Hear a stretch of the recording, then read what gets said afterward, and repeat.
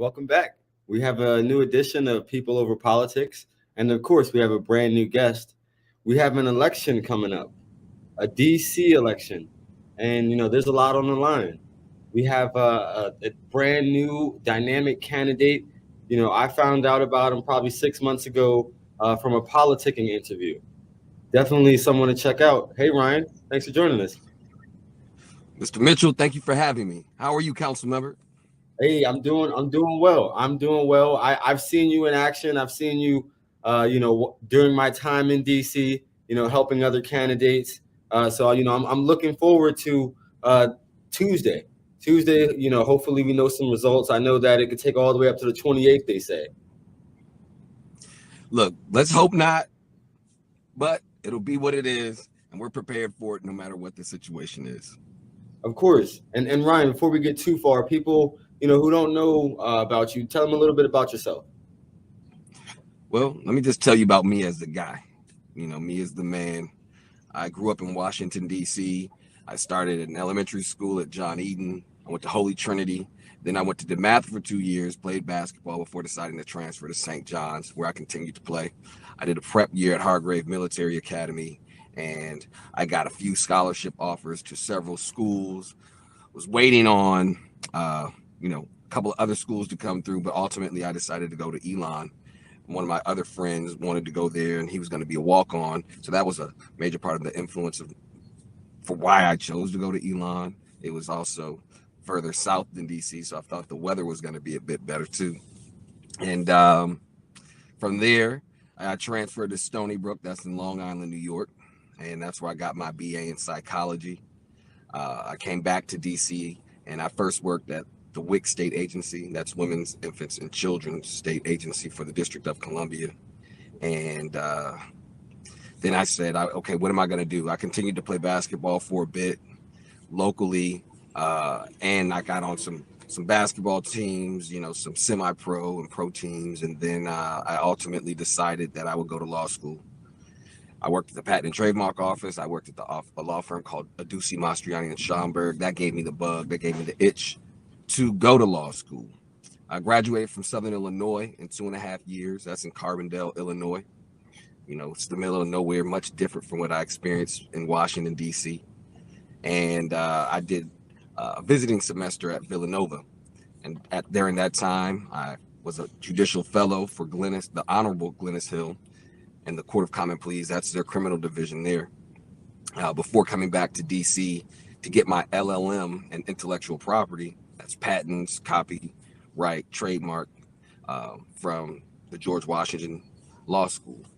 And while I was at the George Washington Law School, a good friend of mine, his name's Tony Skin, former, he was a part of that George Mason Final Four team that went to, he reached out to me, asked me for some legal help, and that forced me to start a law firm. Started a law firm, one thing led to another, led to another, led to another. I've been all over DC, in and out of courts, taking on all kinds of matters, from workers' compensation, trademark infringement cases, been before the Court of Appeals, DUIs. I've done landlord-tenant matters, probate matters, handled a divorce before, a child support issue and a couple matters. There's just so many different things I've done, and that's put me to the point where I said, hey, look, in 2020, we watched what happened. The world kind of ripped apart. And I said, okay, I want to use my battle-tested legal skills to help more people. And that put me in this race. And I appreciate you telling us your background. One of the things that, a lot of people don't understand is what state's attorneys do and what attorney generals do. Right. So those are, and even, some of the judges and some of the other races like clerk of the court and stuff like that. So what exactly does an attorney general do, and specifically for DC? Right. So the District of Columbia is structured and mimics a state, although we don't have statehood.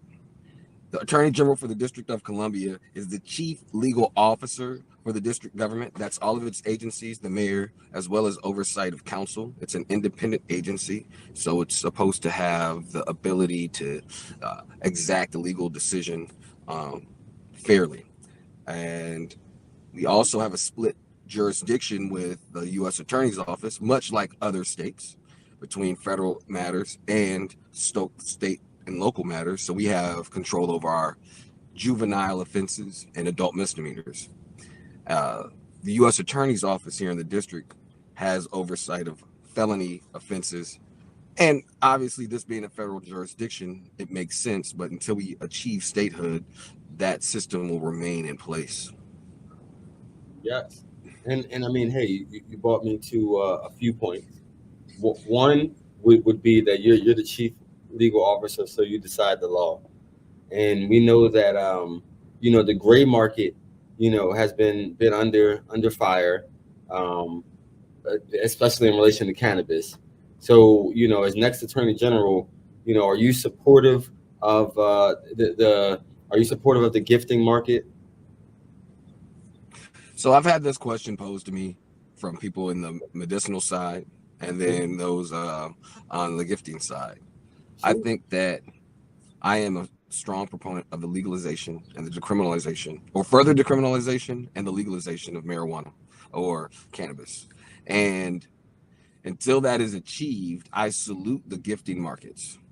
We need to make sure that we are also protecting the established businesses that are in place for the medicinal uses, and making sure that there isn't some sort of product that hits the market that isn't legitimate, that also undermines the prices of that legalized market, or decriminalized market, medicinal market. So it's a balance you have to strike, and because there is this issue, this divide, I think we're going to have to reassess where the law is in order to make it a more fair industry for everyone who's put the hard work in and who will be able to put in the hard work in years to come. I completely agree with you there. And the other thing you spoke on was, statehood. As I've been in the community, door knocking, lit dropping, you see a lot of, statehood signs. Are you a proponent? Are you pushing for DC to get statehood? I know I myself am. I'm a Maryland resident, but I want to see you guys get statehood.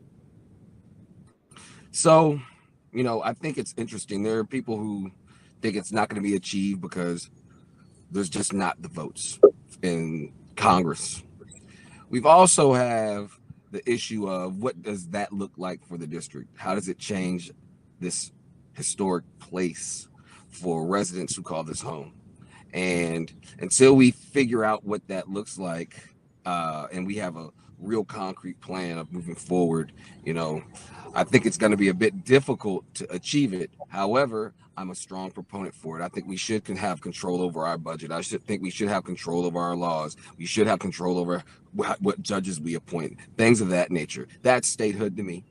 And what federal land is ours and who owns the right of way to certain places. That's another question. But we should be able to appoint our judges. We should be able to make our laws. We should be able to control our budget. We should be able to prosecute our adult felonies. And we need to have, a jail that can house our, prisoners, things of that nature. And that will make us closer to being a state. That puts us there. I agree. I mean, you bring up a lot of great points, and as you're out on the doors, I'm sure you hear, the concerns and people who want statehood to happen. So I definitely believe that it will happen. I think that you guys have gained momentum. I've heard about it a lot more in the recent years. So definitely hopeful. And so Ryan, early voting has begun. You guys are early voting down there. One of the things that I've realized just being in there is people aren't coming to the polls as much as I would have expected. But of course, mail-in ballots. Like, people got to really Yep. think about how they tailor their campaigns now, because mail-in ballots are such a critical thing, right? You've hit the nail on the head with that one.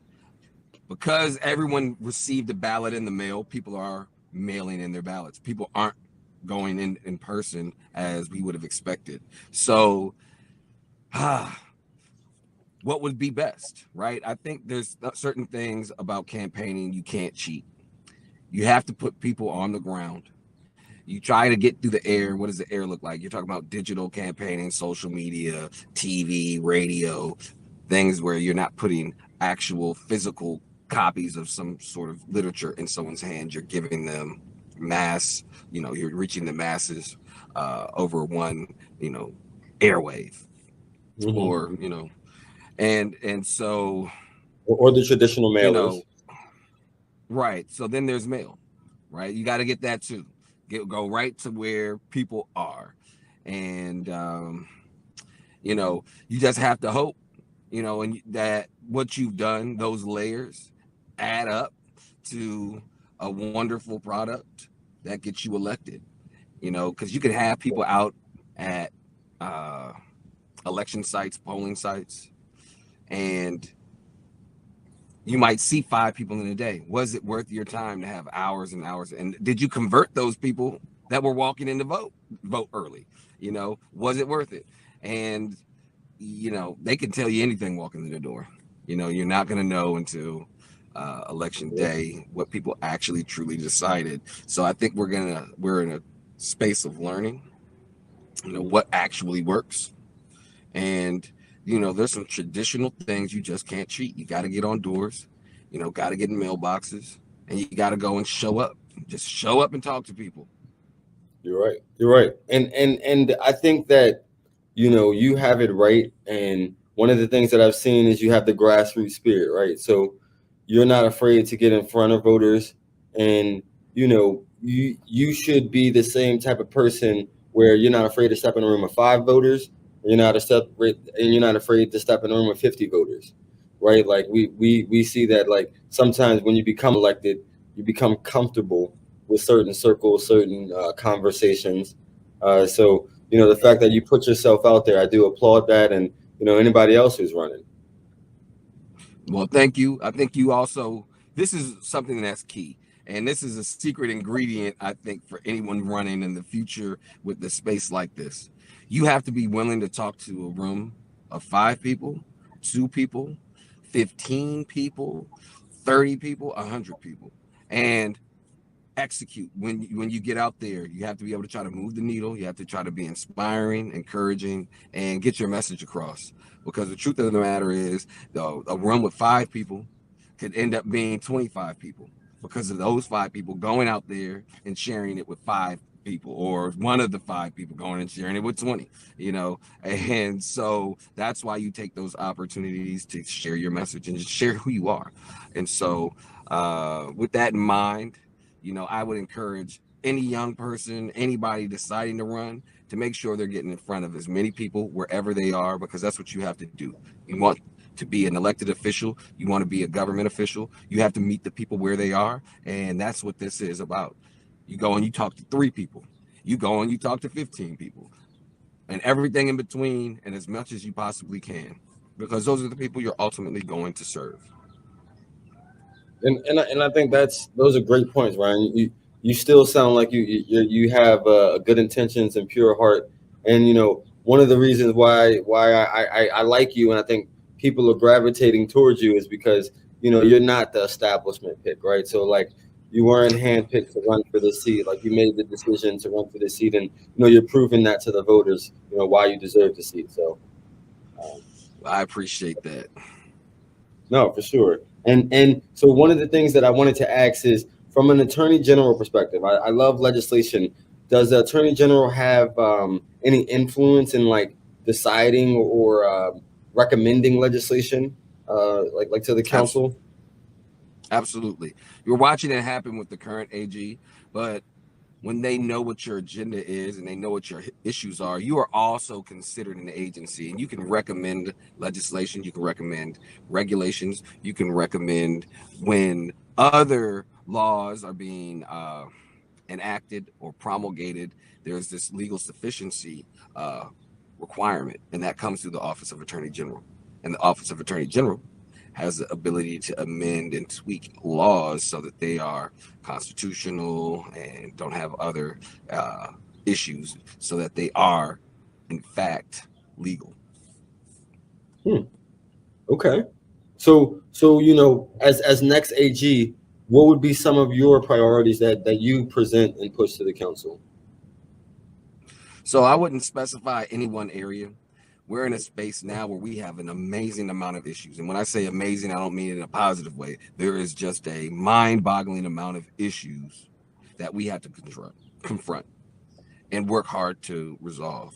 We have a housing issue. We've got a crime spike. We've got environmental justice issues. We got student loan crisis. We got gun violence ramping up. We have women's rights being uh, affected again, and again and again. So we have to go in and out of courtrooms. We have to make sure the laws that we put on the books are actually doing the good that they are uh, trying to achieve.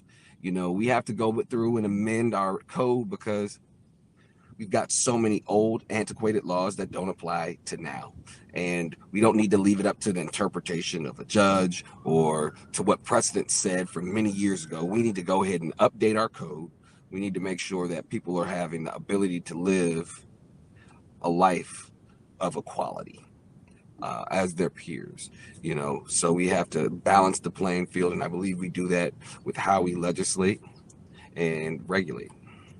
Okay. Well, if we're of course speaking about legislation, one of the things that I was really passionate about is the need for housing justice, right? Like you mentioned, housing being a big issue. I live in the city of Laurel. Funny enough that like as DC continues to gentrify, what native Washingtonians move on down into Maryland and Laurel. Of course, not that it's a problem, but one of the things that I have seen is like rent hikes and extreme rent hikes in some of these properties in Laurel. Like, I've spoken to constituents who have faced 400, 600, 800 dollar increases, from lease to lease. Some of them which being Wow. seniors. So Wow. like, yeah, it's just right, mind-boggling, right? Because the thought is we're still not out of a pandemic, right? There's still Right. repercussions of the pandemic, and honestly, people are still getting sick, so we're definitely not out of the water. Right. But Right. one of the things I wanted to ask you was, a lot of people tell me that DC has protections or more protections than Maryland, and they're doing better.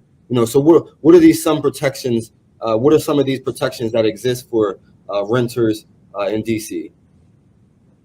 So DC has always been tenant friendly, employee friendly. There's currently a moratorium on evictions right now. Really? People are Okay. still in the place, and we have a rental assistance program. They say, oh, it's not enough. We Okay. have rent control as well, and we have to enforce those laws. There's also, the tenants, TOPA. So there's a Tenants Opportunity to Purchase Act that allows the right of first refusal. That means if a person wants to sell a property, they have to try to sell it to a tenant first, and that can really be a process that really gets hung up for people to move and transfer property.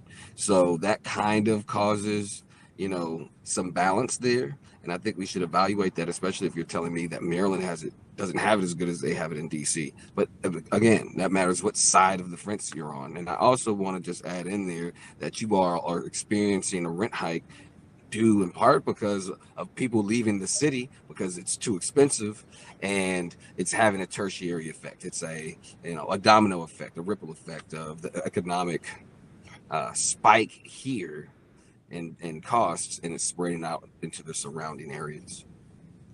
Yes. And I agree, and that is one of the things that I've seen. And you bring up some great points, so I definitely have to look at the TOPA because at a recent meeting, somebody brought up that. So I definitely want to look more into that. And of course, one of the things I wanted to say, I got a piece of your literature.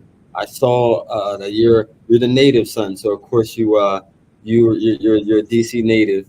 One of the things that I got to bring up, Chocolate City isn't quite Chocolate City anymore, right? So what does the future of DC look like, and you know, uh, is the culture still going to exist, right? People trying to cancel go-go music, you know, people trying to get Howard to move their campus for a dog park, like, is DC still going to be DC? Oh man, look, The answer is yes, right? Go-go is what it has always been. I hear it more and more as people drive up and down the street with their windows down and sunroofs open. I think that mumbo sauce on your chicken wings and potatoes, that's not going anywhere. I But think that your mayor doesn't like mumbo sauce. I gotta put that out there. I gotta put that out there. I gotta say call what? her out. I said, but your mayor doesn't like mumbo sauce. I gotta Look, call her out. maybe she hasn't had Smokey's mumbo sauce. Smokey's mumbo sauce on 14th and Decatur, Okay. between Decatur and Crittenton. That's where it's at, man. Not everybody's mumbo sauce is the same. Because I'll tell you what, if I've had Smokey's and then I went to have someone else's, and that's all I saw across the street, I don't like mumbo sauce that much either. And if it wasn't good, maybe she just had some not so good mumbo sauce. No, I mean But it's that was a while ago, man. yeah, I'll give her a pass, man. But I'll never forget it. I'm like, man, how you gonna be a mayor of DC and don't like mumbo You sauce? gotta you gotta at least say, you gotta at least address it. Yes. But you're right. That was look, I think that all these things happen in cycles. And DC is going to remain vibrant. It's going to achieve a balance, and I hope that as Attorney General, I can keep historic residents in place by making sure tax codes don't continue to force seniors out of their homes. I can ensure that people have a estate plan in place so that they can pass down property, and make sure that wealth is being created through the generations. Okay. And I feel like one of the big things on everybody's mind, we hear it all the time. In Maryland we have a race, and a lot of the governor candidates, they talk about being tough on crime, addressing the crime issue. Can we politic our way out of crime? So the deal is, you got to give people real opportunities. So when Sure. people come around talking about they want to do X, Y, and Z, until we start fixing the root causes of what leads to crime, that's housing insecurity, food insecurity, education insecurity. You're putting despair in people's lives, and what they turn to is crime, because everyone wants to be successful. Everyone wants to have money so they can put a roof over their head and feed themselves. And what are the opportunities that exist for people to do that? Most people aren't just you're not born into a criminal element. It's created around you. And if we aren't actually putting the resources in place to make sure that people don't have to have those experiences or turn to it, we're going to continue to see it. And I just think it just takes smart people who care. Like, I care. Like, I hate the fact that I know people who've died. I hate the fact that I know people who've shot people. Why are guns getting into people's hands? Why does it continue to happen? And it's not just a black thing, And let's just abuse ourselves of that thought process. If you go and look at statistics, white people shoot more white people than black people, or Hispanic people shoot white people. Black people shoot black people more than white people or Hispanic people shoot black people. It's a neighborhood thing, right? It's a who It's in you're relation, around kind of in thing, relation to right? proximity. And exactly, that's what this is about. So a narrative of black on black crime needs to stop. Stop trying to vilify black people. We have domestic terrorists. That's what we're calling all of these people who have AR-15s, and they go around and they cause mass hysteria when they're doing these awful things. And as much as they occur, we don't talk about them. So we've heard of 3 or 4 this year, but mind you, the number must be around 240 or 250 mass shootings here in the United States in 2022 alone. So what does crime really look like? What does violent crime really look like? Is it really an inner city thing? And that's a term we have to stop using too, right? We're not saying it's just a black thing. This is a time where economic despair is on the rise. Guess what happens when economic despair is on the rise? Crime gets on the rise. For sure. So we have to start taking cues. We have to start taking cues from our neighbors in Canada and in Europe for how they're able to reduce gun violence and certain types of crimes while they're also experiencing hardships. I mean, I think you brought up great points. The fact that we need to address how we're going to deal with the guns, especially the prevalence of guns on our streets. But you also brought up the point of, like, we need to think about the root causes instead of just like throwing more authority. Like I've heard the law and order perspective from so many people. We need to fund, throw more money at the police, because one of the things that I commonly tell the older folks is like, when I agree with the term defund the police, it's not the fact that I believe that there's going to be no peace officers on the street. It's the fact that I believe that we're going to reallocate resources, to social programs that would benefit people, in which they wouldn't end up in the penal system. That's what I say to them.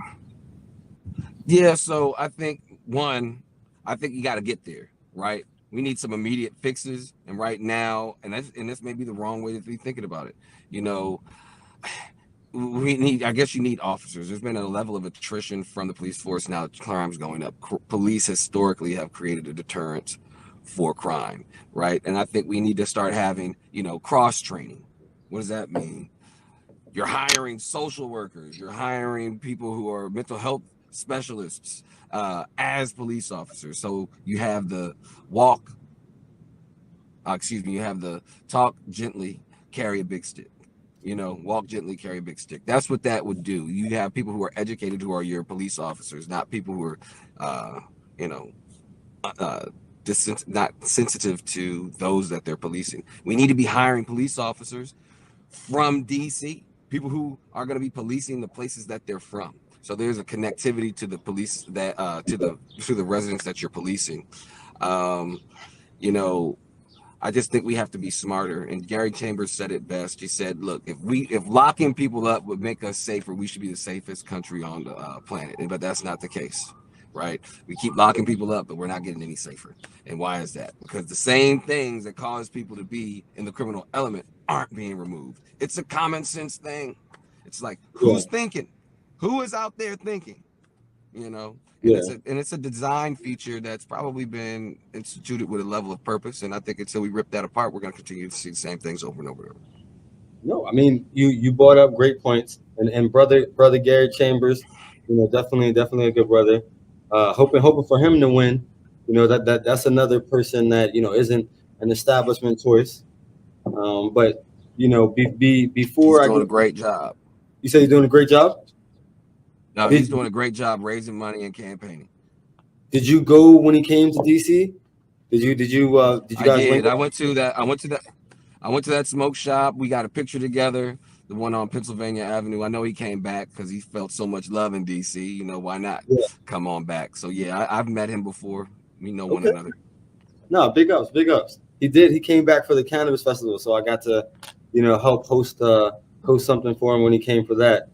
But him being a cannabis advocate, as I tell people, we need more senators in the U.S. Senate that are cannabis friendly, because we could pass the MORE Act as many times as we like in the House, but until it passes the Senate, it's really a no-go. Right. Before I get you out of here, I wanted to ask you 3 quick questions called the lightning round. What is your favorite, Pepsi or Coke? I don't drink either one of those. Fair. Water. What water is best, and that's looking great. That's to keep the skin looking great. The next question is, who is your favorite political figure? Barack Obama, John Lewis. I did see your John Lewis stuff. So that was good. That was a great campaign piece. I definitely like that. Look, Elijah Cummings is great as well. Sheila Jackson is great as well. The list really goes on and on and on. I'm surprised you didn't throw out my man, the people's champ, the forever mayor, Marion Barry. Marion Barry, yeah, Marion Barry. I'm surprised you didn't throw out. That's one of my favorites, man, because like my man went to jail and came back, still the people's champ. You know what I mean? Like, and he was always authentic. He was always authentic. A guy from Memphis, Tennessee, where my chairperson's from. Yeah, she's from Memphis. Huh. Okay. And so the very last thing I wanted to ask you, and this is a very big question: who's your favorite superhero? Man, I have So many. I think Dr. And Manhattan why? is the baddest dude out though. Is it who is it? Oh, he You Dr. said Manhattan. He had like he could like Manhattan. he could Okay. like replicate himself. He could do all types of stuff. You know, there was nothing that he really couldn't achieve. I don't know what his weakness is actually. So I love that. And I do remember was he And in I'm the not talking. was he I'm in the talking Avengers? about like the Watchmen. Oh, the Watchmen. The Watchmen. Yeah, Watchmen. that's what it Not was. the That's what it was. not. I haven't watched the HBO movie, the HBO series. I've only seen it as the movie from a few years ago. Okay. Okay. Mm-hmm. Okay. Well, Ryan, of course, I wish you the best out there. You got a few days left until the primary election date, and Okay. I can't wait to celebrate with you. But one of the things I wanted to say was tell people how they can stay connected with you and how they can reach out. You can find me on Instagram, Ryan Jones ESQ. That's Ryan Jones Esquire. You can find me on Twitter, Ryan Jones 4AGFOR. You can find me at Ryan Jones for DC Attorney General on Facebook, and just watch this video over and over and over again, and find me on YouTube. For sure. And this is how you see, that Ryan's a real person. He's not just a candidate, trying to politic you all day. He actually lives a life and is a real person. So definitely check out this interview, get to know the candidate. We have a very important election coming up. So get out there. That's right. And vote. I appreciate All you. right, Martin. Councilmember Mitchell, this has been an ultimate pleasure of mine. I'm glad we got this done. I'll see you around, okay? Yes, I'll see you soon. Appreciate you. So that was this week's edition of People Over Politics. We had a great guest, Ryan Jones. Look forward to seeing the results of this upcoming election. Look forward to seeing you next week. Have a good one. Hi, my name is William Honolulu Jr., and I'm the host of the BlackUSA.news morning show and the president of the Grinding Gang Incorporated. The Grinding Gang is an organization that helps small business owners in the nonprofit and for-profit communities figure out how to make sense of all the noise. There's a lot of information out there, and sometimes it gets a little overwhelming. We help you develop business plans. We help you figure out what to do with a lot of the information you receive, and we also help you figure out how to become more profitable. We also host a variety of workshops. You can check out our next workshop on grant writing right here.